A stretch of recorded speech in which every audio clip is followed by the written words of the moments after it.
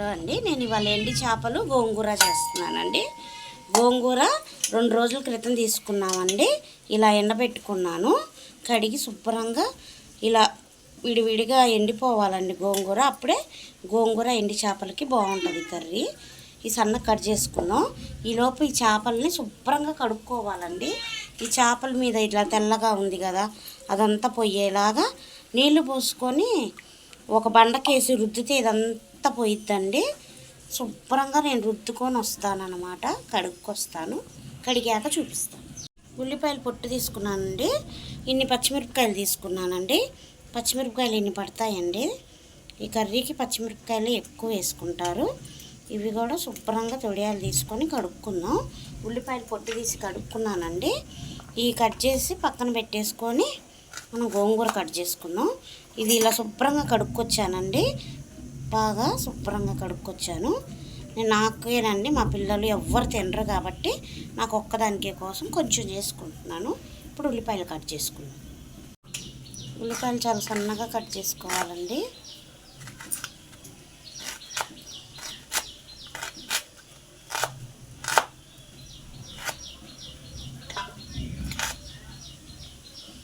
రెండు ఉల్లిపాయలు లేదా 3 అయినా వేసుకోవచ్చండి. ఎన్ని ఉల్లిపాయలు వేసుకున్నా ఏం పర్లేదు. పచ్చిమిరపకాయలు కూడా కోసుకున్నామండి. రౌండ్గా కట్ చేసుకోవాలి. దీనికల్లా మా ఊర్లో వర్షం పడుతుందండి. ఉరుములు మెరుపులు తుఫాన్ లాగా.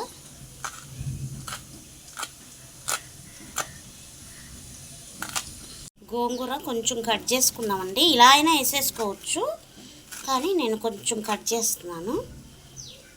ఇలా అయినా విడివిడిగా వేసేసుకోవచ్చు. గోంగూర మగ్గిపోయిద్ది ఊరికే. ఆకులు కొంచెం పెద్దగా అనిపిస్తాయని నేను కట్ చేసుకుంటున్నాను.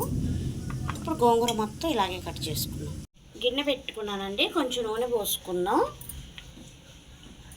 దీనికి కొంచెం నూనె ఎక్కువే కావాలండి, అప్పుడే టేస్ట్గా ఉంటుంది. నూనె ఎక్కువే కావాలంటే మా అమ్మాయి నవ్వుతుందండి, నువ్వు ప్రతి కూరకి ఇంతే చెప్తావు మమ్మీ అని. కూరకి ఎంత నూనె పట్టిద్దో మనకు తెలుసు కదండి. మా అమ్మాయికి ఏమో కొంచెం నూనె వేసి చేయాలి, మనం అలా చేయలేము కదా. అందుకని ఏ కూరకి ఎంత కావాలో అంత వేసుకుంటాం. నూనె వేడయింది. ఉల్లిపాయలు పచ్చిమిరపకాయలు వేసేసుకున్నాం. ఎండి చేపలు కూడా వేసేసుకోవాలండి. ఇది కూడా వేసుకొని బాగా కలుపుకొని ఇప్పుడు కొంచెం పసుపు వేసుకోవాలి. ఇది మా స్టైల్లోనండి. మా స్టైల్లో నేను వండుతున్నా. అంటే మా అమ్మగారు వండుతారు ఇలాగే. మా అత్తగారు వాళ్ళు ఇంట్లో తినరండి, మా అమ్మ వాళ్ళు ఇంట్లో చేస్తారుగా, నేను నేర్చుకున్నా. ఇప్పుడు కొంచెం ఉప్పు కూడా వేసుకున్నా.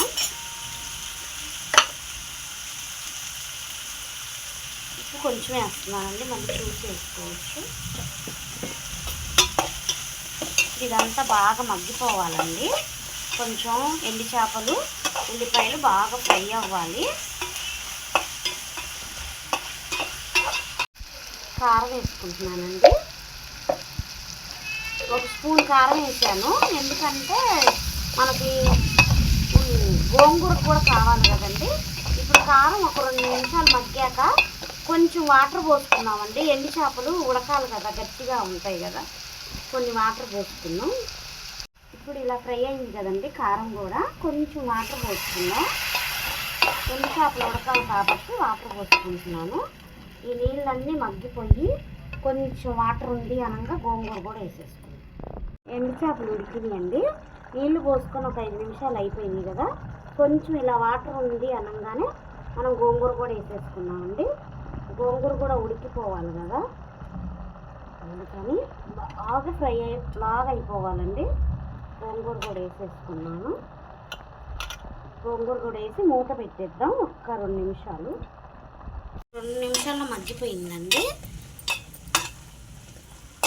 ఇంకా మూత పెట్టేసి 5 నిమిషాల పాటు సిమ్లో వదిలేసేయాలండి. ఇప్పుడు గోంగూర కూడా బాగా ఉడికిపోయిద్ది. మూత పెట్టేసి ఒక 5 నిమిషాల పాటు వదిలేద్దాం. 5 నిమిషాలు అయింది. గోంగూర ఇలా మగ్గిపోయిందండి. కొంచెం గోంగూరలో ఉన్న వాటర్ కూడా వస్తుంది. చూసారా, చేప కూడా ఉడికి ఊడిపోతుంది, అంత బాగా ఉడికిపోయింది. ఇంకొక 5 నిమిషాల పాటు బాగా ఫ్రై చేద్దామండి. ఒక చుక్క కూడా వాటర్ అనేది ఉండకుండా ఇంకిపోవాల్సిందేనే. సిమ్లో పెట్టుకొని గోంగూర వేసుకున్నాక సిమ్లో పెట్టుకొని ఒక పావు గంట సేపు ఉడకబెట్టుకోవాలండి. పావు గంట సేపు అయిపోయిందండి. గోంగూర ఎండి చేపల కర్రీ మొత్తం బాగా ఉడికిపోయిందండి. చూసారా వేసేటప్పుడు ఎంత కూర అనిపించిందో. అంతా అయిపోయింది. నా వీడియో కనుక మీకు నచ్చితే లైక్ చేయండి, షేర్ చేయండి, సబ్స్క్రైబ్ చేయండి, నన్ను సపోర్ట్ చేయండి.